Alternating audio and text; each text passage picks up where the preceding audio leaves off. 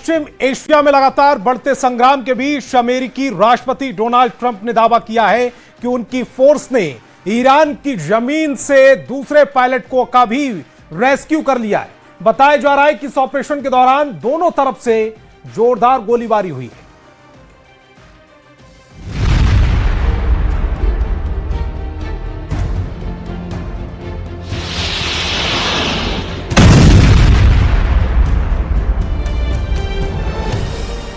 Iran की जमीन, America का ऑपरेशन। दो पायलट को बचाने की जंग। स्पेशल फोर्सेस के ऑपरेशन की पूरी क्रोनोलॉजी।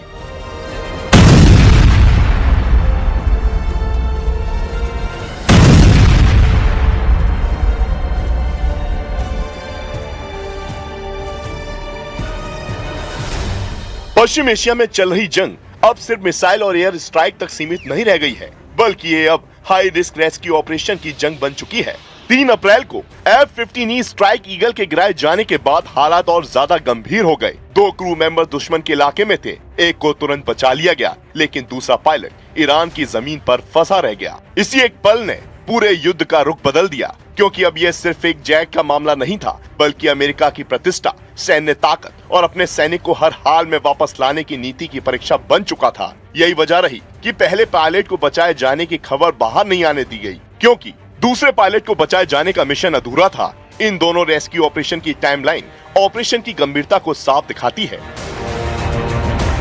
3 अप्रैल ईरान ने F-15E जेट को मार गिराने का दावा किया। दोनों क्रू मेंबर्स इजेक्ट हुए। एक को तुरंत रेस्क्यू कर लिया गया, लेकिन दूसरा पायलट दुश्मन के इलाके में रह गया। 4 अप्रैल अमेरिका ने बड़े स्तर पर सर्च ऑपरेशन शुरू किया। करीब 12 हेलीकॉप्टर और कई फाइटर जेट मिशन में लगाए गए। 100 से ज्यादा कमांडो ईरान के अंदर उतारे गए।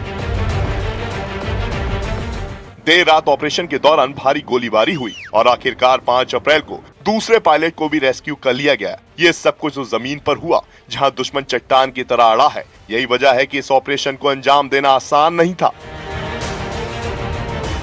जानकारी के मुताबिक दूसरा क्रू मेंबर करीब 2 दिन तक ईरान की पहाड़ियों में छिपा रहा। वो लगातार अपनी लोकेशन बदलता रहा और इमरजेंसी सिग्नल भेजता रहा। दूसरी तरफ अमेरिकी फोर्सेस हर पल उसकी लोकेशन ट्रैक करती रहीं। जब सही समय मिला तो स्पेशल फोर्सेस को दुश्मन के इलाके में उतारा गया। हवा में फाइटर जेट्स ने कवर दिया। हेलीकॉप्टर लगातार मूवमेंट में रहे